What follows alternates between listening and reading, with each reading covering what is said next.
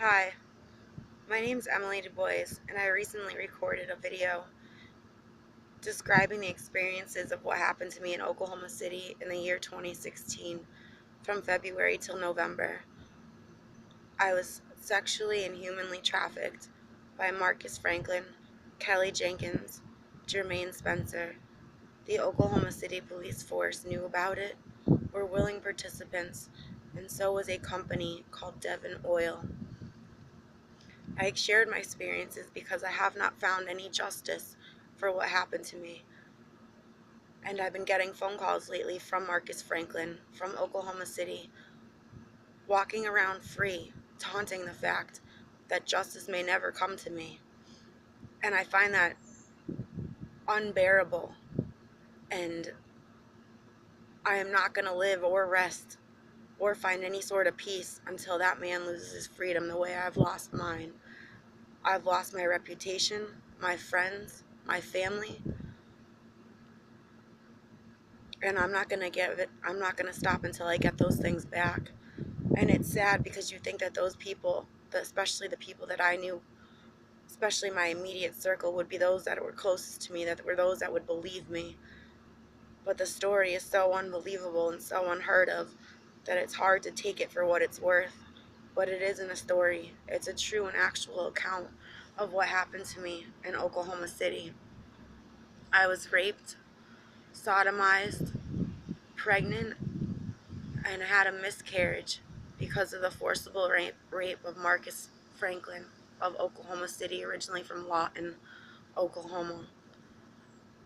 Um, if you look up the definition of human and sexual trafficking in any dictionary, it explains what they do to you, how they isolate you, how they make you appear to be crazy or high or on drugs. So all you have is them. You're at their mercy to do whatever they want. And if you don't do as they say, they make sure you pay for it. I recently described an account I had at the Oklahoma County Jail for 13 days. I was held in solitary confinement. For 4 of those days, I was held in a holding cell with no water. I had to drink out of the toilet in a county jail, banging on the door for them to turn the faucet on for me. All I got was 2 bologna sandwiches thrown in twice a day, and a woman who ran in, pushing my face on the ground, saying, "Say Marcus's name again, bitch."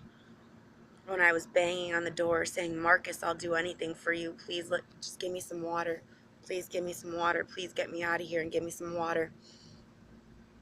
I didn't get a phone call till my 6th day. I was never even officially charged with anything, or did I see a judge till about the 6th or 7th day. They put me in a striped uniform, which means I assaulted an officer, but they never charged me with the crime. I know why they didn't charge me with that crime, because I never assaulted an officer. And seeing as there's cameras all in that jail, in the holding cells and the cells and in the midst of the common areas that people watch every day, 24 hours a day, my lawyer would have asked for the proof of the assault, and what it would have shown would have been the complete opposite. They pepperballed me with a mace ball. It was so painful that I disassociated from my body and told myself how to take care of it. But that's described in my last video. I want to continue on with more stories about what they did to me, because I will not rest, or nor will I find any sort of peace or justice until these people that took a badge, an honor, an oath to protect and serve are locked away, because they took advantage of that oath. They took advantage of that badge. And I should not feel fear when I see a policeman or hear sirens. Sometimes I hear them in my head, or they're on a song, and my heart stops completely. It shouldn't be like that. They're there to protect and serve us, the public, not to intimidate and use their badge to control and fear. I was arrested 8 times for trespassing in public areas. How? I have no idea. One time I was at a Starbucks. I had never been there before. Had never even purchased a coffee there. Had never even walked in to this particular Starbucks on MacArthur, off of MacArthur Boulevard by Southwest 3rd Street in Oklahoma City. And I ordered my coffee, I sat down at a little table, and I went to use my phone. All of a sudden, two police officers pulled up, a black male and a white female officer. They came directly over to me and asked me to leave the premises. They ran my name, and I said, "What is this about?" They said, "We have reports of you being on this property, and you're not allowed to be here." And I said, "I'm not allowed to be here. I'm a paying customer, dressed like just how I am now, with shoes, shirt, and money, which is the only requirements to patronize a Starbucks as far as I know." They ran everything. They realized that they couldn't take me in for anything illegal because I hadn't done anything wrong. It was actually the opposite again. They said, "If we catch you back here, we will arrest you for trespassing." They made it impossible for me to rent motel rooms. They made it impossible for me to walk into a Walmart or McDonald's to get food, any sort of clothing, shelter, deodorant. They made it impossible in this 1 mile area, the police, by making it known that they weren't to service me because I wouldn't work like all the other girls would. I wouldn't do what they said willingly, and I was the only voice that was willing to stand up for them or to them. But the only problem is no one believed me. Sex trafficking, human trafficking is not prevalent up here in the north as it is down there. They have billboards for these things with human trafficking numbers. But don't worry, you call those 800 numbers and all they give you is a case number. "What's the case number for?" I asked. "It's just a case number, ma'am. Just a case to mark that you called our hotline." So our government is paying you just to give me a number. What's the fucking number for? Well, I can hook you up with a number of a counselor in your immediate area. I don't want a counselor. My counselor's God. I pray. I talk my thought. I talk out my problems with the Lord every day, every night, in my head and out loud, which is what He wants. I don't need to save my soul. I need justice. I don't need to make myself a better person because they did that for me. Because every time they kicked me down and hurt me, I got back up. Every single time they told me I was worthless, I told myself I wasn't, and I kept fighting. Every time they made my family think that I was just crazy, I kept going, and I fucking put them on the back burner, saying one day the truth will come out. And I'm going to make sure that it does. I'm going to make sure that they pay for everything they did to me. And all that needs to be done is just someone to check the cameras of the jail and the body cams. Marcus Franklin made it so clear when he called my home the other day, a home that I reside at with my mother, that the cops that I encountered were going to erase the body cams, or that they didn't wear them. That the times that I was arrested, that they would erase that time I spent in jail, telling me that they would get rid of all evidence that any of that had ever happened. Number one, that's impossible. It's impossible. That right there would prove my case. Number two, why is this man calling my house my rapist, my child's murderer, no matter how you look at it, if that miscarriage was from stress of what he had put me under or because of the forcible rape that he performed the night before? It's still murder. I'm not going to rest till I get any justice because I'm sick of this justice system. I'm sick of all this bullshit. I have an associate's degree, 3.9, graduated dean's list, liberal arts, full scholarship to Suffolk University. I've held jobs at major companies such as the Hartford Insurance Company, the Lego Corporation, Walgreens Pharmaceutical Department, where I was cleared by the DEA to work there. But people like me, people with no money, people that have credit issues because they experienced a drug issue, can't get ahead in life, and that's how the rich want to keep it. That's how the people in power want to keep it. Because they want to keep us down. They want to keep us divided. That's the only way that they can control us and stay rich, stay powerful, stay knowledgeable, is by dividing us, making us hate each other, hate each group. The whites hate the blacks. We hate the Muslims because they blow us up, supposedly. It's all a big fucking game.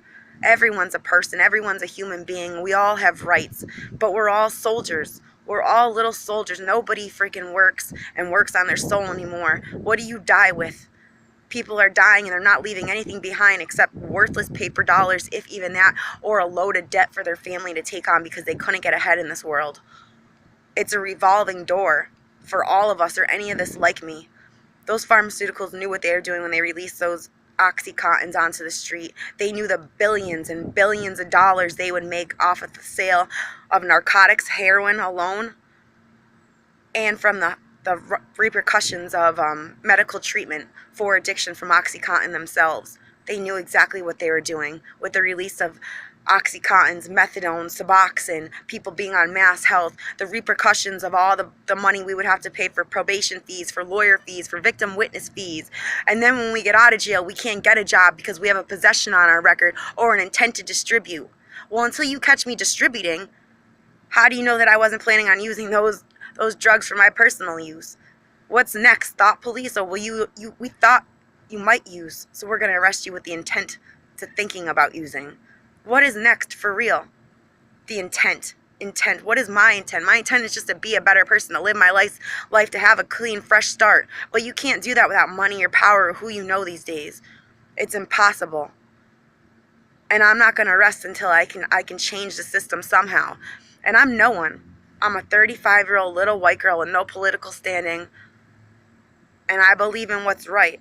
I don't see color. I'm colorblind. I was in love with I was in love with a black man, and I still am. And with one. That's me. I don't judge people because I have compassion. Because these marks on my arms that signify my heroin addiction were the best thing that ever happened to me. They're my scars. They're my badges of honor. Like a woman who has marks from being pregnant on her belly from a C-section, or stretch marks from the pregnancy itself. Those marks on my arm are my badges of honor, because now I know what it's like to personally be enslaved. And I enslaved myself for far too long with Oxycontins because of lack of love in my family, because my family was down because of the system, because we never had money. We were always a slave to money. Every fight in my family was always about money, where it was coming from, how much my dad was spending, how were we going to get by, what shoes were we going to get for Easter, for school clothes, the $3 Keds that they used to sell. Always. That's still how it is today, keeping up with the Joneses. It's like we are born, and we're born in debt to the corporate America. And look at these bailouts we do for all the big businesses, and all the fucking CEOs and the executives get billion-dollar bonuses. Billion-dollar bonuses. While we're struggling to pay for our rent and keep a roof over our head. And if, God forbid, you have a child and it's just you, or even just you yourself, you can't get a minimum wage job and possibly make it on what they pay hourly. A bag of chips is $4.78. A bag of generic chips, almost $5. That's half of the fucking minimum wage in our country. That's a half an hour's worth of work for a bag of chips. It's impossible to get ahead, and that's the way they kept it. That's the way they want it. They want us divided, and it all starts by just someone voicing their opinion. And if I got to use my experience about what I went through, because it went too far, because I was a slave. I enslaved myself, and then I was a slave to somebody else, and being a slave to somebody else is far worse than ever enslaving yourself, because at least then you can get out of it. When you're a slave to someone else, when you're at somebody else's mercy, it's unbearable. It's unbearable. It's a spiritual. It's a rape, mentally, emotionally, spiritually, which is what they thought. In fact, it did the opposite to me, because the closer they kept me to death, the closer they kept me in fight or flight mode, the closer they kept me kicking me down, the more I thought that I was nothing and worthless, and the more I rose above, is the closer I became to God. It's like bungee diving. Like, the closer you are to death, the more alive you are. And I've never been a better person. I'm the most loyal, honest person you'll ever meet. My sign is a Leo. And we're loyal to a fault. Literally the epitome of ride or die. Like, I will die for any one of my friends. I will stand up for a cause any way that I can. And this is the only way I know how to do it, because I don't know how to do it any other way. Those heroes that were in front of me, Martin Luther King, Malcolm X, JFK, they had political standing. They had money. They had some leg to stand on, some podium to give their speeches, and all I got is YouTube, and I'm going to take advantage of it. Because these rich men at Devon Oil who enslaved me with no room, no toothbrush, no nothing, they would bet on how long I could go without taking a shower. Bet on how long I could go without brushing my teeth. Tell me I was worthless. Tell me I was nothing. I was stopped once by the police, who snickered and said, $4,700 for trespassing, huh? That's pretty expensive. Don't you know who we are? Like, don't you know who you're fucking with? Your daddy just paid $4,700 to get you out on trespassing charge. Tickets. I was held 13 days in solitary confinement for tickets. A trespassing charge is a ticket. A non-jailable offense, but I was held in 13 days. 4 of those days and no water, 6 days and no charges. They still never even took my prints. It's disgusting what they did to me. And I had people call me, well, Emily, you might have to get over the fact that you might not ever get justice. I am not ever going to stop until these people lose their freedom the same way I lost mine. And if I have to be the only one to fight for my unborn child, then I'll be the only one to fight for it, because that wasn't their right to take it away from me. I don't care if I was the biggest junkie prostitute in the world, which I wasn't, because I would have came up, because I know how strong I am now. That's the only thing good that came out of this. Strength. The strength that God gave me. The strength I gave myself. This story is so unbelievable that it's true. It's not a story. Like I said in the beginning, it's an actual account of what happened to me. I really do swear to tell the whole truth, nothing but the truth, so help me God. As God is my only witness. But the funny thing is, it wasn't my only witness. Because there's cameras. There's police logs. That Starbucks encounter is logged. She's never patronized Starbucks before. So how can we pull her over, run her name, tell her we're going to arrest her for trespassing the next time she comes to Starbucks when she's never been there before? When we've never gotten a call from Starbucks saying she can't go there. That's proof in and of itself how they isolated me. How they made me a slave to them. Literally, the very first one since slavery was abolished. And it's funny because I spent 13 days on the 13th floor. And number 13th is the amendment against slavery in our country. Yeah. So a lot of other stuff happened to me too, but for right now I just want to get this out, and I'm just going to keep going because I'm not going to stop. I'm not going to stop with this man calling my house and taunting me like he's going to get away with something, because I'm going to make sure his freedom's gone, just the way he took my kid's life. And if no one else thinks it matters, I thought you mattered. I thought you mattered. If no one else would have loved you, I would have loved you. Your mother would have loved you. Okay, so if there's any fucking way God's saving your soul for me, or God put you on hold for me till I was a stronger, better person, your mama would have loved you. This ain't no joke. This ain't no game. This is what these people did to me. This is real shit. We pay these organizations to give me a case number. I called the CIA. He said, okay, ma'am. All right, ma'am, I gotta go, ma'am. What the fuck is that? I go to my hometown police department. They say, well, it's out of our jurisdiction. Call the Attorney General's office. I did. I called them in Oklahoma City. I sent a letter to the FBI and Oklahoma City Police Department. Nothing's came of it. Not one thing. Nothing. I mean, I don't get it.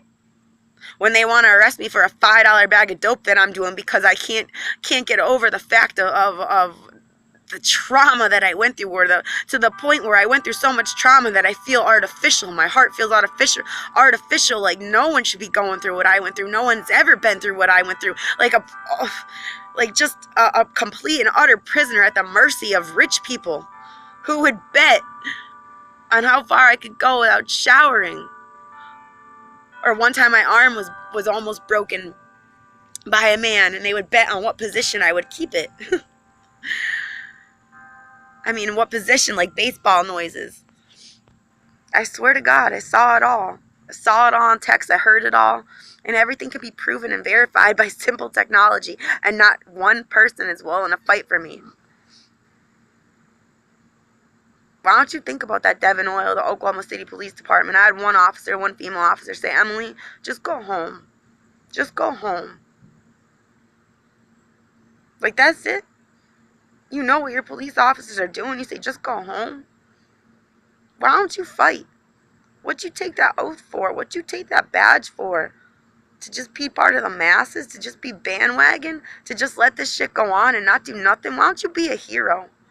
That's how I'm going to die. I'll die here. I'll die a martyr. I don't care.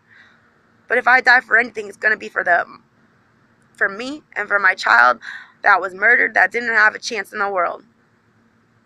because I could have been homeless, and no one is to tell me what I couldn't have done, because anything is possible. Anything is possible with prayer. Anything is possible with self-esteem, self-confidence that you can come from within. I swear to God, when you feel like you got nothing, that shit'll humble you. It'll come from under you. Your strength, it'll come from under you. When you feel you're at the absolute depths of hell, something inside you will kick in. That fight or flight will kick in, and you will do better. You will be better. Everything in life is a blessing or a lesson. And this was the biggest blessing verse lesson I've ever had in my life, because I used to think I was the unluckiest person in the world that this shit would happen to me. And really, I didn't know the blessings I would receive from it. Even though I lost everything, I don't got no friends, no family, can't get a job now. You know, this is it. This is ride or die for me. And it's about time. But I'm taking a stance, and I want someone to do something. This is to you, President Trump. Or CIA, FBI, any agency. What the fuck are you good for? Finding rich white people held up for ransom, or college girls, you know, anything that makes headline news. But why? I'm just a junkie from Agawam, Massachusetts, a little town. No, that ain't gonna fly on me. I'll keep going, because those police beat me, pepperballed me, brutalized me, enslaved me. And I will fight till my death to prove what they did. And I don't give a shit who believes me, because it ain't a matter of belief when it's on camera. So why don't you all see it to believe it? Why doesn't somebody demand what I'm saying? How much they ran my name twice in a day's harassment. They ran it 2-3 times a day. Arrested 8 times for trespassing. Told I couldn't go into a Starbucks. Taken to the crisis centers numerous times, and I ain't fucking crazy. No drug in the world can make you crazy. And even if I was, the law is you have to be a threat to yourself or to others. I gotta go around saying I'm gonna hurt myself or hurt somebody else. Otherwise, this is the United fucking States of America. It's under one God. And I can walk around saying whatever the fuck I want, as long as I'm saying I'm not gonna kill you, harm you, touch you, or myself. You have no right to detain me. No right to do what you did to me, Franklin. And I'm gonna make sure your family knows who you are. A monster. A monster. You and Jenkins, Kelly Jenkins, pissed on me, shit on me. A mother of 2 mulatto children, 2 beautiful girls, pissing and shitting on another woman. I got Facebook evidence that she wrote me, fucking with me, bitch. This is her words exactly, because I'm sick of the negativity. I'm sick of the being vile and disgusting, because that's below me. That's beneath me. I ain't like that. Fucking with me, bitch. I'll give you a sore throat and pussy. How? Written testimony in my Facebook. Fucking with me, bitch. I'll give you a sore throat and pussy. It's because that's exactly what she did. Smeared feces and shit all over my throat and my vagina one night. I'll show you who's boss, bitch. That really happened to me. This story really happened to me. And I'm not going to stop until someone believes me. And I'm going to keep releasing these tapes, because I ain't got nothing else to lose. And everything to gain. And the funny thing is, I don't want nothing. I don't want nothing to gain except exposure. I want these people to pay for what they did. And I want to somehow make a difference in this world. I want to somehow make a better world. If it's not for my children, and for anybody else like me. Because it shouldn't be a revolving door where we can't get ahead. It shouldn't just be for the 1%, the rich, or the police officers, or anybody in power and control who think that they could do whatever they want. Everybody should have a fair chance at life. God gave us free will. What these people did, they black marketed our free market, because the only law God truly has is to live and let live. Live and let live. He don't care who you love. He don't care who you hate, as long as you ain't hurting nobody. You got the right to feel how you want to feel. You got the right to voice your opinion. Do as you will. You're the one who's going to pay for the consequences that you did. In this life or in heaven, you'll walk with him, with God and the Lord, and he'll go over why you did what you did. But this was the ultimate. This was the ultimate in slavery. I mean, that shit was abolished in the 50s, 60s? Human trafficking. It's just another word for slave. I was a slave at the mercy of rich people. The mercy of people in power. Of the Oklahoma City Police Force, Marcus Franklin, Kelly Jenkins. And I guess The man I thought I loved, my babysitter, handler, Jermaine Spencer.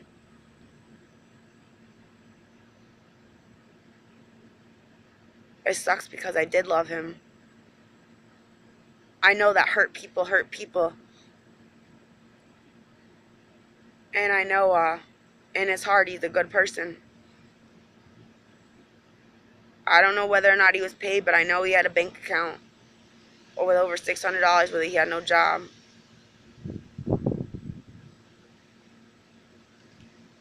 And I think, you know, he paraded me around like the slave so they could all laugh at me and bet on me. I used to see him taking money from people about me not having a toothbrush, shower, deodorant, how long I could go without begging for something, begging for food, begging for a cheeseburger. If you ask for another cigarette, bitch, we won't give you one for a week. They get more off the power and the fear than they ever did the sexual nature of my crimes, those crimes. But Marcus Franklin is a rapist and a sodomizer. And it's funny, too, because I have a friend named Marcus Shirley. And he was the nicest man I ever met in Oklahoma City.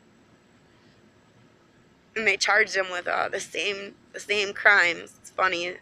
His name's Marcus. He's a black man. And when I first heard about him and his reputation, and I was a little scared 'cause I never thought about sex trafficking like that and shit. We don't have that up north. And I sat down with him one day on the stairs, and he was like, I didn't do that shit. I didn't do that. I swear, I have a lawsuit against the Oklahoma City Police Department. I'm not like that. And he was the only man that ever showed me any trust or any sort of love. Sat me down, protected me. Whenever I was around him, I felt safe. Like, he's only 5'9", probably 200 pounds, but when I looked at him, he was like a big bodyguard to me. Like, when I was around him, no one was going to hurt me. I spent a year looking for him because he protected me one night. And it's just disgusting that Marcus Franklin is the white man, the one no one would expect, the nerdy looking one, to be the rapist, the sodomizer, but he is. And Marcus Shirley is the black man that got charged with all the crimes that he didn't. And it should be vice versa. I'll stick up for you, Marcus, because I know what it's like to be judged. Maybe not by my skin color, but by my reputation.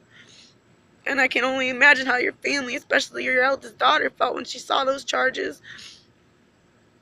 But she knows her daddy ain't a monster. I saw the text she wrote to you on Facebook saying, my daddy, my best friend. I love you. I appreciate everything you did for me, Eminem, in Oklahoma City. I hope one day I get to give you a hug because that cross tattoo that you have on your face is the only thing that kept me going for a whole year. So I'm just going to keep fighting. I'm going to keep fighting for us or for people like us that were wrongfully accused because we were standing up for what we thought was right or just because people thought they could. I love you. One day I hope you get your Christmas card. That's it for now. Thank you.